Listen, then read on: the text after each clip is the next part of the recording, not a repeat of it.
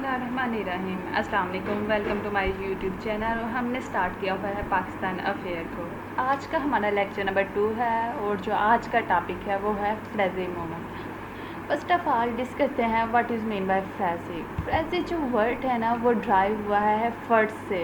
फ़र्ज हमें पता है कि जैसे हमारे फ़र्ज नमाज, रोज़ा, ज़कात, हज, ये फ़र्ज हैं और भी बहुत से फ़र्ज है, लेकिन ये जो वर्ड है ना फ्रेजी, ये ड्राइव हुआ है फ़र्ज से। और इस मोमेंट को स्टार्ट किया था हाजी शरीयतुल्लाह ने इन 1781 में ये पैदा हुए थे मगाल में, और बगाल का इलाका फरीदपुर में ये पैदा हुए थे। इन दी एज ऑफ 18 परफॉर्म्ड हज। इन्होंने 18 साल की उम्र में हज किया और वहाँ पर इन्होंने ज्वाइन कर दी वहाबिज़म। किसके कंटेक्ट में? Under close contact of Muhammad bin Abdul Wahhab. Muhammad bin Abdul Wahhab के कंटेक्ट में इन्होंने वहाबिज़म को ज्वाइन कर लिया। फिर इन 1818 ही रिटर्न बैक इन बिगाल। वो बिगाल वापस आए अरब से, और जब वापस आए तो उन्होंने देखा कि जो मुस्लिम है ना वो उन्होंने क्या किया हुआ है, अन इस्लामिक जो टीचिंग्स है ना उनको अडॉप्ट कर लिया हुआ है। अन इस्लामिक टीचिंग्स वो जैसे और जो कायद थे उनको भी फॉलो करना शुरू हो गए हैं। जब उन्होंने ये सारे हालात देखे तो उन्होंने एक मूवमेंट शुरू कर दी, और उस मूवमेंट का नाम था फ्रेजी मूवमेंट। इस मूवमेंट के सबसे पहले 3 मकसद थे। सबसे पहला जो मकसद था ना, जो मेन ऑब्जेक्टिव था, वो क्या करना था कि रिमूव करना था अन इस्लामिक प्रैक्टिसेस फ्राम मुस्लिम। जो मुसलमानों ने अन इस्लामिक प्रैक्टिसेस को फॉलो करना शुरू कर दिया था या अडॉप्ट कर लिया हुआ था, सबसे पहले तो उसको ख़त्म करना था। उसके बाद जो सेकंड ऑब्जेक्टिव था वो था रिस्टोर करना था वंस अगेन मुस्लिम रूल। मुसलमानों का जो रूल था ना, जो हुकूमत थी, उसको बहाल करना था, क्योंकि पास में मुसलमानों 1400 साल बरसगीर पर हुकूमत की थी। तो हाजी शरीयतुल्लाह चाहते थे कि मुसलमान फिर दोबारा से हुकूमत करे, क्योंकि उनको बिल्कुल पसंद नहीं था कि कोई बाहर से आए और आके यहाँ पर हुकूमत करना शुरू कर दे, जो बरसगीर पर हुकूमत करे, जैसे कि ब्रिटिश इस टाइम हुकूमत कर रहा था बरसगीर पर। इसके साथ जो थर्ड रूल था ना वो था एक्सपेल करना क्रिश्चियंस को इन इंडिया में। थर्ड जो रूल था कि क्रिश्चियन स्पेशली ब्रिटिश में से जो क्रिश्चियन थे ना उनको इंडिया से बाहर निकालना था, क्योंकि वो अपनी रसूमात, अपने टीचिंग्स मुसलमानों पर और बरसगीर के लोगों पर ना लागू कर रहे थे। फिर उसके साथ जब उन्होंने ये मूवमेंट शुरू कर दी तो उन्होंने लोगों के साथ बातचीत की, उन्हें एड्रेस करना शुरू किया। तो उन्होंने क्या किया, he address the most depress class of Muslim. जो मुसलमानों की मोस्ट डिप्रेस क्लास थी ना, उन्होंने सबसे पहले उनको ना समझाया, उनके साथ बात की, उनको एड्रेस किया। मुसलमानों की जो सबसे डिप्रेस क्लास थी ना वो ज़मींदार थे। वो ज़मींदार मतलब मज़ारे जो ज़मीनों पर काम करने वाले थे वो तो उन्होंने उनसे जब बात की, उन्होंने कहा कि उन्हें ही अर्ज दैम, उनको झिकाया to walk up and follow the basic Islamic practices, को उठो और इस्लाम को जानो, इस्लाम की बेसिक जो प्रैक्टिस है ना उनको फॉलो करो, ताकि तुम लोगों को अपने राइट्स पता चले, तुम लोगों को अपने हकूक़ का पता होना चाहिए, ताकि तुम लोगों का कोई गलत फ़ायदा ना उठा सके। ये जो बात थी ना, जो मुस्लिम लैंडलॉर्ड थे उनको पसंद नहीं आया। उनका ये डॉक्ट्राइन जो था ना, ये मुस्लिम लैंडलॉर्ड को पसंद नहीं आया।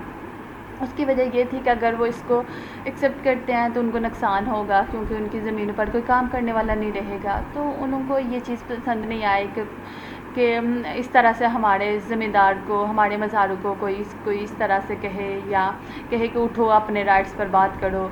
तो उनको ये चीज़ पसंद नहीं आई। उन्होंने फिर क्या किया, उन्होंने पुलिस के साथ मिलकर ना उन्हें रमनागढ़ वो था जहाँ वो रहते थे, वहाँ से उनको निकलवा दिया था। इन 1840 ही डाई एंड हिज सन दादू मियाँ। उनका जो बेटा दादू मियाँ था ना, उनका रियल जो नेम है वो मोहसिनुद्दीन था। अक्सर औक़ात ये MCQ पूछा जाता है कि what is the real name of Dadu Miyan. तो दादू मियाँ का जो रियल नेम है वो मोहसिनुद्दीन है।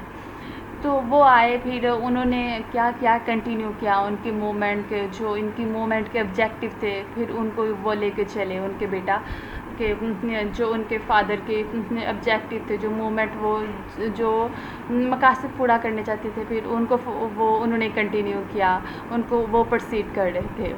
اب دیکھتے ہیں فریزی مومنٹ کے آبجیکٹیو کیا تھے، کیا کیا مقاصد تھے جس کو وہ پورا کرنا چاہتے تھے۔ سب سے پہلا جو مقصد تھا وہ تھا ریسٹور کرنا فنڈامنٹل آف اسلامک ٹیچنگ۔ سب سے پہلا جو مقصد تھا وہ چاہتے تھے کہ بحال کیا جائے جو بیسکس ہے، جو ہم بیسکس فرض ہیں ان کو نہ لاگو کیا جائے مسلم سوسائٹیز میں یا برڈ سٹیز میں۔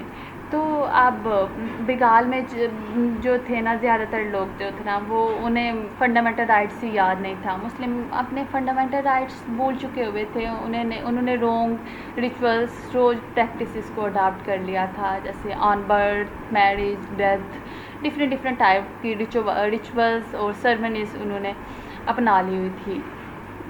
تو حاجی شریعت اللہ کو یہ بالکل پسند نہیں آئی۔ انہوں نے کیا کیا، انہوں نے کہا کہ یہ ان اسلامک پریکٹسز چھوڑ دی جائیں اور کیا جائے، فرض پر آیا جائے، جو اسلام کے بیسک فرض ہیں نا ان کو صرف فالو اپ کیا جائے۔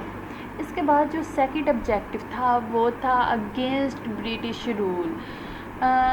He was against British rule. جو حاجی شریعت اللہ تھے وہ برٹش کے خلاف تھے۔ پہلے جیسے کہ پہلے بتایا گیا ہے کہ ان کو نہیں تھے پسند برٹش والے، ان کو نہیں تھا پسند کہ کوئی باہر کے لوگ آئیں اور ہم پہ آ کے حکومت کریں اور اپنے قاعدے اور قانون ہمیں پڑھائیں۔ تو وہ اسپیشلی ان میں سے جو کرسچن تھے ان کو یہ نہیں تھا پسند کیونکہ کرسچن جو تھے وہ اپنی پریکٹسز مسلمانوں پر لاگو کر رہے تھے، اور بہت سے مسلم جو تھے ان کی پریکٹس کو اڈاپٹ بھی کرنا شروع ہو گئے تھے۔ تو ان کو اس لیے برٹش نہیں تھے پسند، وہ اگینسٹ برٹش کے، اور وہ چاہتے تھے کہ ان کو یہاں سے کک آؤٹ کر دیا جائے۔ اس کے بعد جو تھرڈ آبجیکٹو تھا اس مومنٹ کا وہ تھا ڈاکٹرائن آف توبہ۔ ڈاکٹرائن آف توبہ، یہ جو ڈاکٹرائن آف توبہ ہے نا یہ حاجی شریعت اللہ نے پریزنٹ کیا تھا۔ انہوں نے کہا کہ اپنے اللہ سے معافی مانگو اپنے گناہوں کی، جو ہم نے کر چکے ہیں پاسٹ میں ان کی معافی مانگو، اور فیوچر میں اس چیز کی معافی مانگو کہ ہم گناہ نہ کریں۔ تو he present the doctrine of توبہ that we need to pray our God about our sin and توبہ to abstain such act in future, کہ ہم فیوچر میں ایسے گناہ نہیں کریں گے۔ تھرڈ یہ مقاصد تھا ان کی مومنٹ کا۔ اب جو چوتھا مقصد تھا نا، جو چوتھا آبجیکٹو تھا وہ تھا پیر مرشد۔ He did not like the concept of پیر مرشد۔ وہ ان کو پیر مرشد یہ جو تھا نا یہ چیز نہیں تھی پسند۔ وہ چاہتے تھے اس کی جگہ ان کی جگہ کچھ اور لفظ ہونے چاہیے، کچھ اور رسپیکٹیبل ورڈز یوز ہونے چاہیے پیر مرشد۔ تب پیر مرشد کا بہت زیادہ رواج تھا، تو وہ چاہتے تھے کہ اس کو ریپلیس کیا جائے اور اس کی جگہ استاد اور شاگرد کے جو لفظ ہیں نا ان کو یوز کیا جائے، پیر مرشد نہ یوز کیا جائے۔ اس کے بعد جو پانچواں آبجیکٹو تھا وہ تھا دارالحرب۔ سب سے پہلے تو آپ کو پتہ ہونا چاہیے کہ دارالحرب کیا ہے۔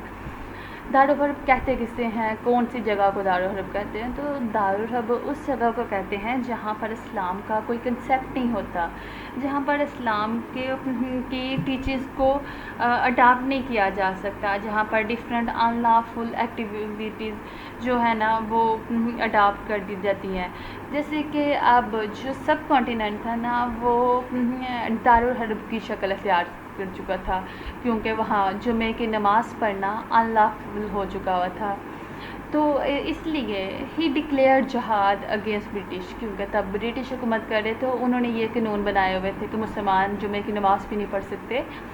تو دیٹس وائی ہی ڈکلیئر جہاد اگینسٹ برٹش، کیونکہ سب کانٹیننٹ جو تھا کیا بن چکا ہوا تھا، دارالحرب بن چکا ہوا تھا۔ تو ان کا ایک یہ بھی مقصد تھا کہ مسلمان جو ہے نا آزادی کے ساتھ اپنے سارے Islamic teachings, Islamic practices perform کر سکیں۔ ان کا موسٹلی جو فوکس تھا نا وہ فرض پر تھا۔ وہ انہوں نے جب بھی بات کی تو وہ فرض پر بات کی۔ اور اگر آپ سے کوئی کویشچن کرتا ہے کہ رائٹ اے نوٹ آن حاجی شریعت اللہ یا فرض، رائٹ اے نوٹ آن فرض اکارڈنگ ٹو حاجی شریعت اللہ، تو اس کا آنسر یہی ہے فریزی مومنٹ، بیکاز انہوں نے جو بھی بات کی ہے وہ اس مومنٹ فرض پر ہی بات کی ہے۔ اگر کوئی آپ سے کویشچن کرتا ہے کہ رائٹ اے نوٹ آن حاجی شریعت اللہ، تو حاجی شریعت اللہ کی جو زندگی تھی وہ فریزی مومنٹ تھی، اور فریزی مومنٹ میں ہی ان کی ساری لائف کو ہم لوگ کور کر سکتے ہیں۔ اس کے بعد اگر آپ کو کوئی کنفیوژن ہو تو آپ کمنٹ باکس میں پوچھ سکتے ہیں. Thank you. میری اس ویڈیو کو لائک اور سبسکرائب کر دیجیے گا, میرے چینل کو سبسکرائب کر دیجیے گا. اپنی دعاؤں میں یاد رکھیے گا. اللہ حافظ. فی امان اللہ.